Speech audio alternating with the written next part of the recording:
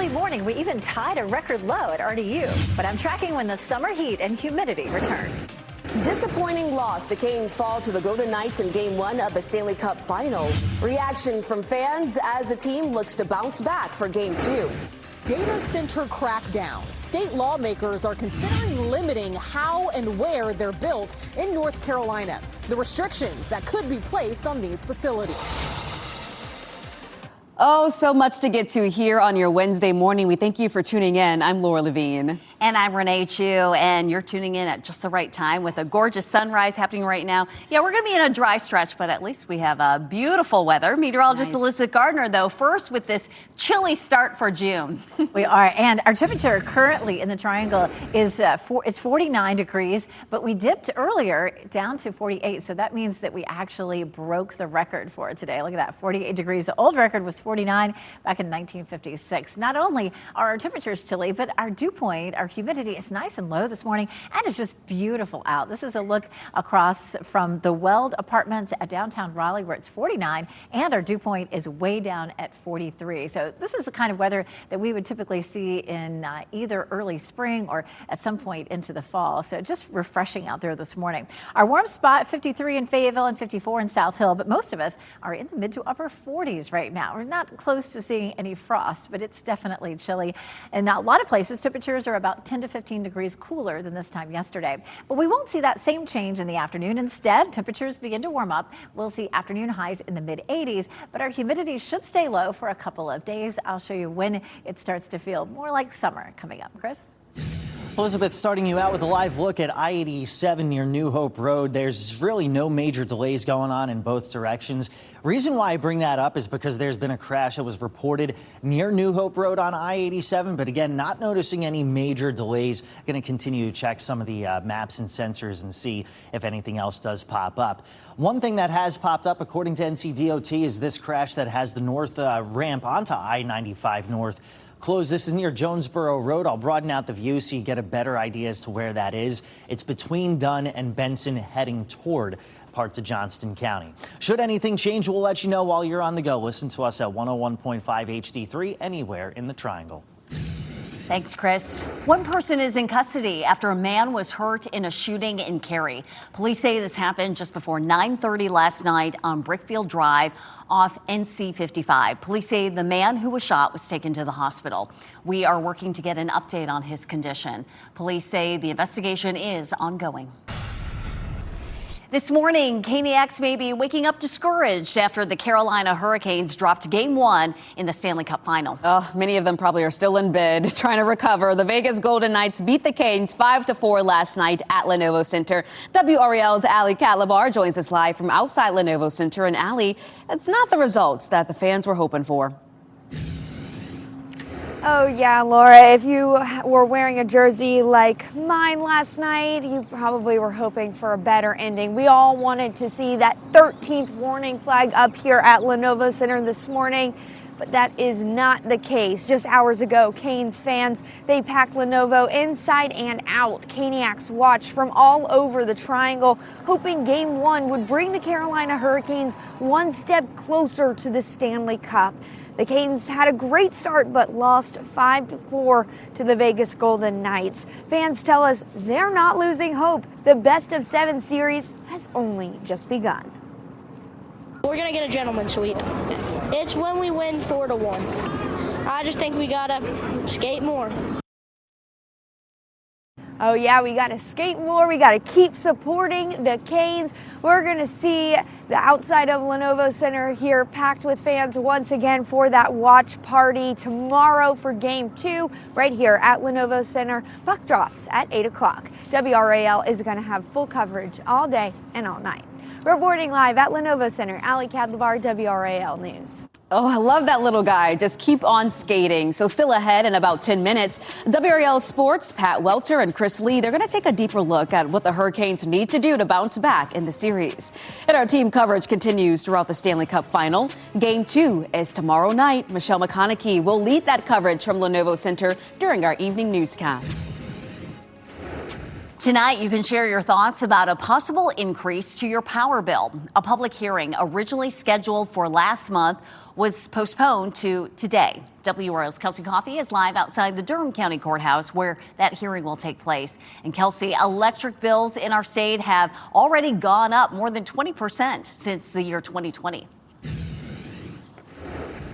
Yes, Renee, and tonight you can speak directly to state regulators about a possible Duke Energy rate hike here inside of the Durham County Courthouse. Duke Energy is asking them to approve rate hikes again. Your power bill could increase up to 18% over the next 2 years if the request is approved. That means the average customer would pay $34 more a month by 2028. Duke Energy says the increase is needed to pay for growth, which includes new residents and large energy users like data centers. The utility says it must invest more on the front end to save money on the back end for customers. The North Carolina Environmental Justice Network is pushing back on that. Make sure utility rates do not increase. That is essential to make sure that Duke Energy itself pays for its own infrastructure and does not put the burden on North Carolina citizens. That public hearing is scheduled for tonight at 7 o'clock. Kelsey Coffey, WRAL News, live in Durham. Happening today, state lawmakers are planning to vote on a bill aimed at putting guardrails on data centers in North Carolina and protecting residents from footing the cost of supporting them. WRAL's Kirsten Clark joins us live now outside the state legislative building. And Kirsten, this bill is really speeding through the legislature as lawmakers work to come up with a solution. Yes, it is, Laura. And you might remember this bill was first introduced in the state legislature back in May. And lawmakers say making decisions about data centers is really a balancing act between promoting economic growth and protecting the local community. Now, when it comes to this bill, it addresses how and where data centers should grow in the state. It would require data centers to cover the cost of electricity, grid upgrades, and new power generation. It would also require the use of recycled water systems designed to minimize stress on drinking water sources, with other restrictions on noise pollution and land use planning. Now, there is some disagreement on the bill. Tech industry representatives warn some parts of the bill could make North Carolina less competitive, while others say the bill is a start but doesn't go far enough in cracking down on data centers. So the House of Representatives is expected to vote on that measure today. If approved, it'll move on to the Senate. Live in Raleigh, Kirsten Clark, WRAL News. Kirsten, thank you. New this morning, dozens of North Carolina school districts say they plan to start next school year earlier than the state's calendar law calls for. This comes as the State Board of Education is preparing to hear a report on school start and end dates. State law requires most public schools to start no earlier than August 24th. Still, a new state report shows school boards are continuing to rebel unless they face a lawsuit. Some of those boards say they want students to be able to take first semester exams before winter break. They also want high schools to have the same calendars as the community college from which many of them take classes. WRAL Education insider Emily Walkenhorst says that the law is important for the tourism industry along the coast. That's really where a lot of this comes from, is it has to do with concerns on the coast about having enough labor for those warmer months in August. So, you know, if they're getting a lot of tourists, especially from other states, in those late August months, they want high schoolers to be able to continue to work at that time. The State Board of Education is scheduled to hear the report on school start and end dates this afternoon. Happening now in the WRAL Live Center, Ken Smith here, looking at the current salvo in the war on Iran. Right now, we're going to take you to this a picture of an attack on the Kuwaiti International Airport. Now, airport operations are up and running again, but it was briefly suspended after Iranian drones heavily damaged that airport. Kuwaiti Foreign Ministry saying that one person died in this attack. This is the latest salvo in the back and forth between Tehran and Washington, D.C.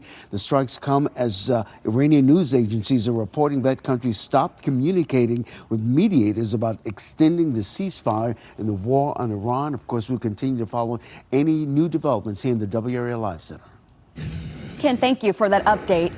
The student disqualified at a state championship meet is responding after his DQ was overturned. Nyan Brown posted this statement thanking his supporters. He went on to say, quote, "Although I have gotten a lot of attention, the decision isn't about me. It's about our team, and we earned it." Brown was disqualified after his raised hand was considered a celebration and unsportsmanlike. That decision was overturned yesterday. Mallard Creek will now be co-champs with Durham's Jordan High. Rideshare safety. After the death of an Uber driver, a local family is pushing for stronger safety precautions, the changes they want to see. And bouncing back, what needs to happen for the Hurricanes in Game 2 after dropping the first game of the Stanley Cup Final.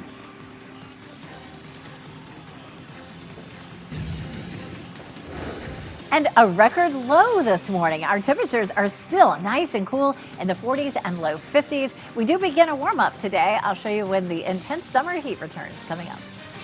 As you get into your car, tune to WRAL News Plus on your radio. In Raleigh on 99.3 FM. In Durham 96.5 FM. And everywhere on 101.5 HD3.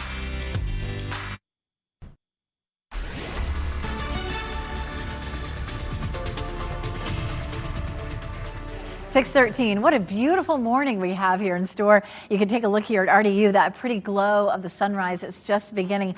And chilly temperatures, 49 in Durham and Raleigh, but we dropped to 48 officially, which broke the record low this morning. It's 49 in Wilson and Rocky Mount, 46 in Goldsboro, 48 in Roanoke Rapids. So it's chilly out there. You may want to send the kids out just with a light jacket or at least a long sleeve shirt. Certainly this afternoon, it's going to feel a lot warmer. And by the time we get to, say, 7 or 8 o'clock, we are likely to be back in the 50s. Walking the dog this morning, temperatures are cool, but 76 at lunchtime. And we do climb into the mid 80s for this afternoon. Temperatures are on the upswing, but we won't see the humidity climbing right away. I'll let you know how long it feels comfortable coming up. Chris?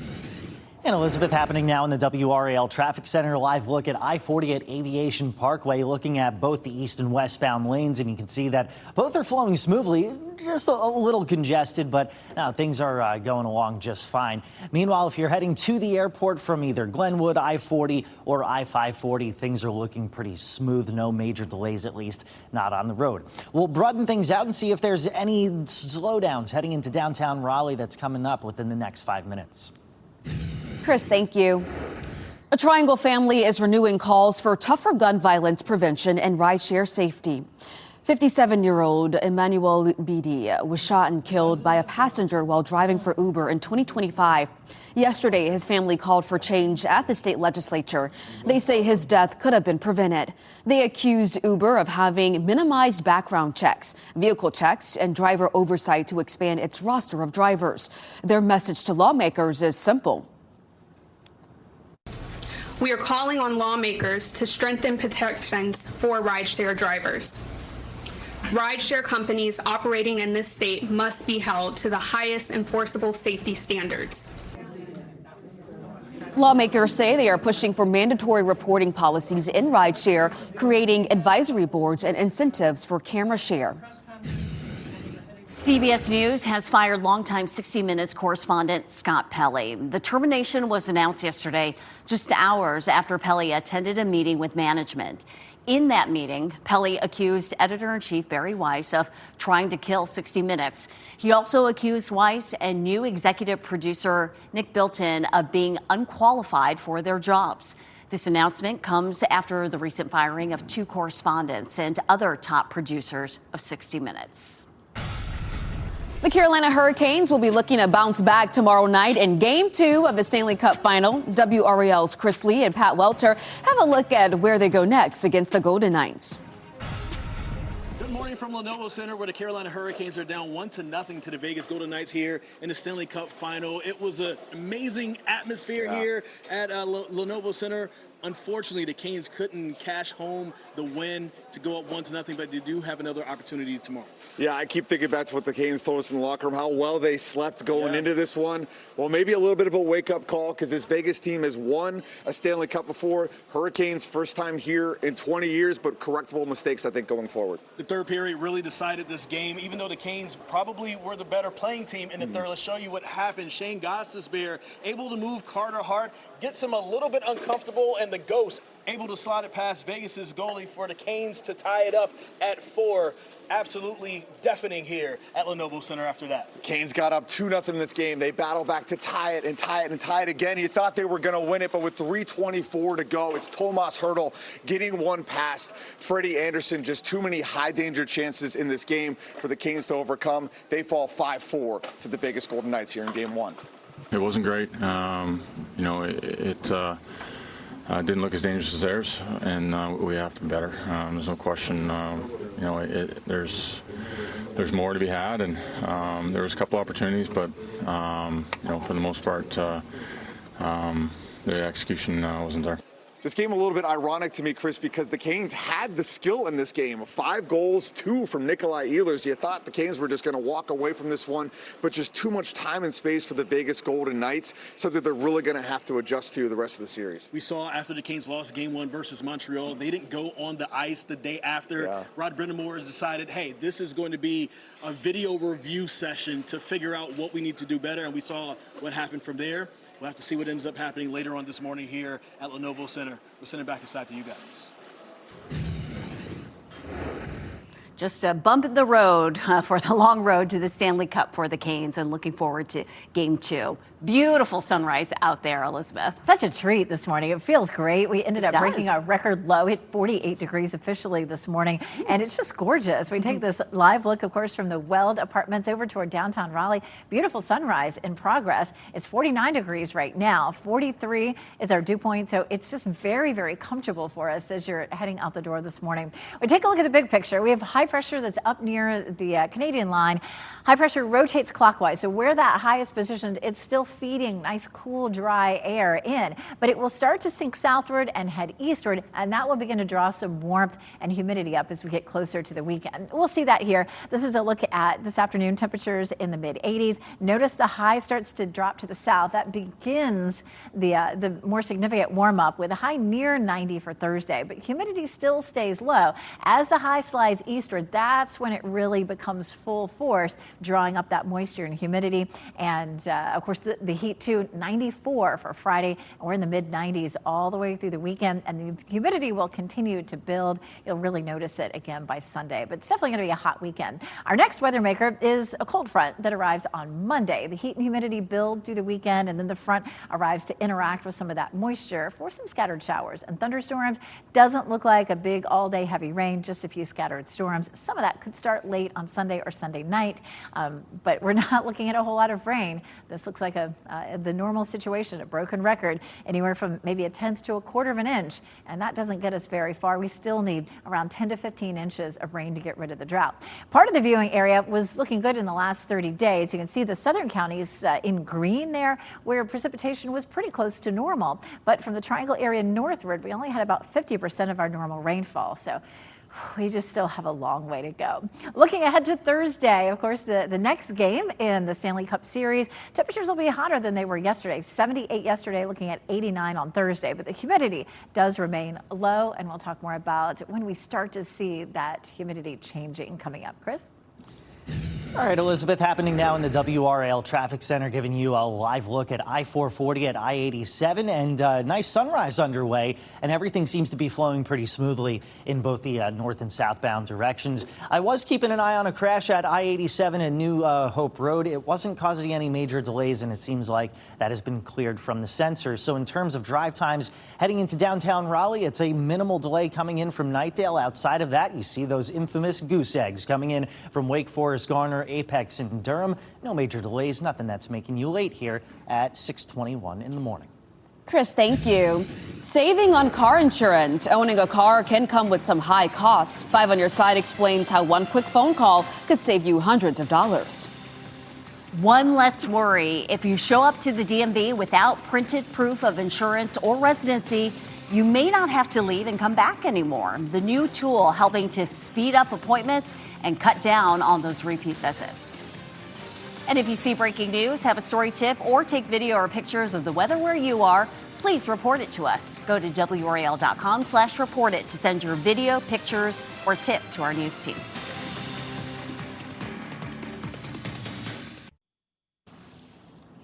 Welcome back. Drivers can now upload documents directly from their phones at DMV offices across the state. The new in-office tool will allow people to upload documents directly from their phones. It was originally launched for insurance documents. It has since expanded to help with things like phone bills and bank statements. You will still need to bring original identity documents like a passport or birth certificate in person. This What's Trending report is sponsored by Call Dad AC and Heating. An important honor for Idris Elba and a blunder on the baseball diamond. Let's take a look now at what's trending. It is now Sir Idris Elba to you. The English actor has been knighted by King Charles. The royal family posted these photos on Instagram from the Windsor Castle ceremony.